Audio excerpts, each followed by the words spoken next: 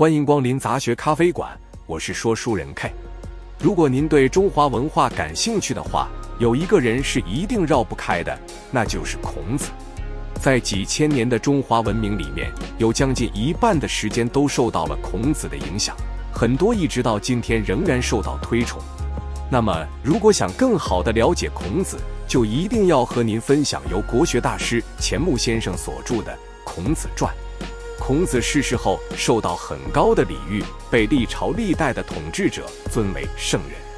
后代学者们也一直在挖掘关于他的各方面知识和材料。可遗憾的是，史书里面关于孔子的详细记载其实并不多。大多数人对于孔子的了解都来自于司马迁的《史记·孔子世家》，但这毕竟是一部将近2000年前的著作。今天的我们应该如何看待孔子呢？经过了悠长的时间沉淀，作为新儒家的代表人物，钱穆先生在1973年写下《孔子传》，不仅描写了孔子的生平事迹，还注重分析和总结了孔子学说的精髓，以现代人的观点对孔子、对儒家、对传统文化做出了完整的剖析和总结。全书17万字，首先从孔子的身世说起。他的祖先是商代的王室成员，名叫微子。周朝初年，周公担心商朝的旧贵族造反，就把他们集中起来，统一监管，这样就建立了宋国，让微子当国君。如果孔子的祖先一直待在宋国，那么孔子生下来本应该是个贵族。然而后来宋国发生内乱，孔子的6代祖孔父家被杀，后人逃到了鲁国，从此就失去了贵族身份，下降一级，成了为贵族服务的阶层士族，有点类似于今天的知识分子。孔子的父亲叔梁纥就逝世，在孔子之前连生了9个女儿，好不容易生了个儿子，却天生残疾，眼看无人继承家业，于是在泥丘山祈祷，终于在公元前551年9月28日，距今2500多年前生下了孔子。为了纪念泥丘山，因此孔子名丘，字仲尼。仲是排行老2的意思。在孔子3岁左右，他的父亲去世，17岁那年，母亲也离开了人间，成了孤儿的孔子日子过得很苦。但他毕竟属于士族，也就是知识分子家庭，亲戚朋友都会提供一些帮助，使得孔子能够接受相对良好的教育。在当时，士族需要学习6艺，也就是所谓的礼乐射御书数，就是6种技艺：礼仪、音乐、射击、驾车、识字和算术。掌握了这些技能，就能够为贵族服务，赚取服务费。这样的士人就被称作儒，这也是儒家的起源。孔子从小也学习这些技能，凭这些本事，他给贵族当过出纳、会计，还放过牛。他自己说：“吾少也贱，故多能比事。”我小时候很穷，没有地位，为了谋生干过很多粗活。但是同样是学习，孔子的出发点和普通士人很不一样。对普通士人来说，6艺只是实用技能，学会了可以给贵族当司仪、当司机、当秘书。然而孔子很特别，每学习一种技能，他都要追问这个技能是怎么产生的，在流传过程中发生过哪些变化，这个技能背后的意义又是什么？最典型的就是孔子对礼的研究和理解。周公创造了周礼，它表面上是一堆繁琐的仪式，但实际上是一种社会秩序。它规定了不同等级的人应该干什么，不能干什么。天子、诸侯、贵族、士族各有各自的礼仪，大家都要按周礼办事，不能乱来。如果乱来，整个社会就会乱套。可不巧的是，孔子所在的时代就是个一切都乱了套的时代。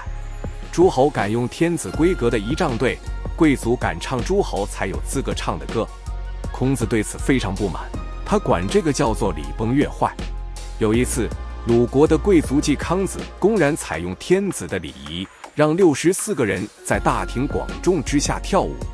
孔子气地说：“是可忍，孰不可忍？”可是仔细想想，这些不符合周礼的东西是谁弄出来的呢？当然是学过礼仪的士人。他们明知道这样不对，但只要有钱赚，就顺着贵族的意思来。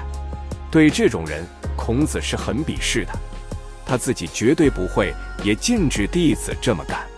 用今天的话说，孔子是一个有态度的人，他既希望有机会施展自己的抱负和所学，又严格审视未来领导的价值取向。价值观不同，薪水开得再高也没用，所谓道不同，不相为谋。如前面所说，在春秋时代，像孔子这样的人自然不会受欢迎，所以他也没什么施展能力的机会。孔子35岁的时候，为躲避战乱，逃到齐国。齐景公问孔子如何治理国家，孔子回答：君君臣臣，父父子子。意思是说，君主要有君主的样子，大臣要有大臣的样子，父亲、儿子也都要有各自的样子，国家才不会乱。话虽不错，可当时的齐国，齐景公手下的大臣尽是有实力的野心家，而齐景公对于继承人的选择也一直犹疑不定，等等一系列的外部因素，导致孔子的理念虽好，却触动了太多人的蛋糕，这样的孔子自然难得重用。1年后，孔子回到鲁国，开始专心教书育人。从此，他开始靠收取学费生活，不必依赖贵族，日子过得更自由，也更独立。关于学费，孔子说过，凡是拿着10条以上干肉来请教我的，我多少都可以教他一些。也就是说，10条干肉是请孔子做老师的最低费用。孔子教了很多学生，也就是后世所说的3000弟子72贤人。那么孔子都教些什么呢？前面我们讲了世人必修的6艺，也就是礼仪、音乐、射击、驾车、识字和计算。但当时一般的老师主要教后面的射击、驾车、识字和计算，因为这些是实用的，掌握了就可以去给贵族打工了。而礼仪和音乐因为不实用，就不受重视。孔子想改变这个状况，所以他的教学以礼为主。孔子所说的礼，不仅是一种形式，更要求弟子认真思考和研究蕴藏在礼背后的道理。这个道理就是社会秩序。只有理解礼是一种社会秩序，发自内心的遵守，礼才不会流于表面。以礼为主的教学内容使孔子跟其他老师不一样，别的老师根本不关心这个。所以钱穆先生说，孔子是中国第一个教你人生哲学、教你怎么做人的教育家。除了礼，孔子还提倡过另外一个重要概念：仁慈的人。有一次，颜回问孔子，什么是仁呢？孔子回答：克己复礼为仁。约束自己的言行，按照礼仪所规定的去做，就叫仁。颜回又问，能说的再具体一点吗？孔子回答：非礼勿视，非礼勿听，非礼勿言，非礼勿动。凡是不合礼仪的，不看、不听、不说、不做。通过问答，孔子把人的概念解释清楚了，也把人和礼的关系说明白了。在这个基本的教育理念之下，孔子因材施教，他的学生都很有个性，而且各有所长。根据《论语·先进篇》的记载，孔门有4科，包括德行、言语、政事和文学，每一科都有代表人物。德行科就是道德品质好的人，道德模范，代表人物有颜渊、闵子骞、冉伯牛、仲弓。言语科擅长沟通、演讲，能说会道，可以当外交家，代表人物有宰我、子贡。政事科善于处理行政事务、治国理政，代表人物有冉求、子路。文学科只查阅和运用历史文献和档案资料的技能，代表人物有子游、子夏。孔子从30多岁开始远离政治，一直在鲁国教书，但是到了50岁，由于鲁国内部的政治角力，被封为中都宰，后来升为司空，再后来做了大司寇，相当于今天的最高法院院长。孔子本想借机消灭鲁国3大家族的势力，将权力归还国君，无奈人单势孤，最终不得不离开了鲁国。公元前487年，孔子开始周游列国，那年他55岁。孔子先去了魏国，住了大约4年。卫灵公请孔子担任官职，还给他在鲁国做官时的同等待遇，但并没有得到重用。这可能是因为卫灵公觉得，虽然孔子学问很大，但对治理国家没什么用。有一次，卫灵公向孔子请教军事，孔子说：“礼仪我懂，军事没学过。”春秋时期战争很多，君主最关心的就是打仗，自称不会打仗的孔子，当然也就得不到重用。孔子也清楚这一点，不久就带着弟子离开了魏国。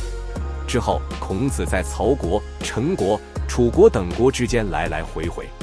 楚国政治家叶公曾经和孔子进行过好几次深入的交谈。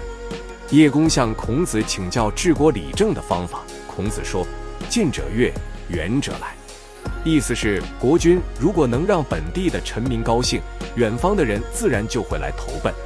孔子的意见令叶公印象深刻，他也很欣赏孔子的才能。但是由于楚国处于南方，大多数楚国人排斥孔子的理念，孔子最终还是没能留下。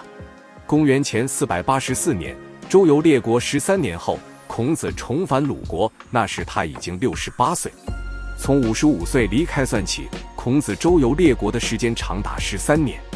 这么长时间过去了，鲁国的政治格局却并没有太大变化，掌握大权的依然是他离开时的3大家族。孔子当然不会再为他们效力，所以一直隐居。不过他也不反对学生们去给3大家族做事，只要求他们守住底线，不能干坏事。此后的孔子也再没有踏入官场。生命的最后几年，他做了2件事：一是继续教书育人，子游、子夏、曾子都是他后期著名的学生；第2件是写作。目前最有据可考的是，孔子根据鲁国历史编写了《春秋》，这原是鲁国的官方史书，记录了从公元前770年到公元前476年，将近300年间各国的重大事件。孔子晚年重新整理和编辑这些材料，这是中国第一部编年体史书。后人说，孔子作《春秋》而乱臣贼子惧。《春秋》出版后，那些乱臣贼子都很害怕。为什么呢？钱穆先生认为，孔子是以礼为标准来写的《春秋》，符合礼的事他就表扬，不符合的就批评，自己做的事情被史书记录下来，并且一直流传下去，这对那些坏人造成了很大的压力。接下来就到了鲁哀公16年，即公元前479年，孔子逝世，享年73岁。在他去世之后，弟子和在传的弟子们将孔子及其主要弟子的言行记录下来，就形成了《论语》。由于《论语》是孔子的弟子们所编写，其中很多人见过孔子，甚至对孔子极为熟悉，所以记录的真实性很高，而且非常亲切。《论语》提供的材料涵盖了孔子的教育、政治和写作生涯，通过分析和体会，让后人可以更加准确地认识和学习孔子。包括这本《孔子传》的主要材料也来自于《论语》。以上就是今天的分享。如果您对我们的内容感兴趣的话，依然强烈建议您去通读原著，了解更多的精彩。感谢您的观看，并请点赞订阅我们的节目，我们下期再见。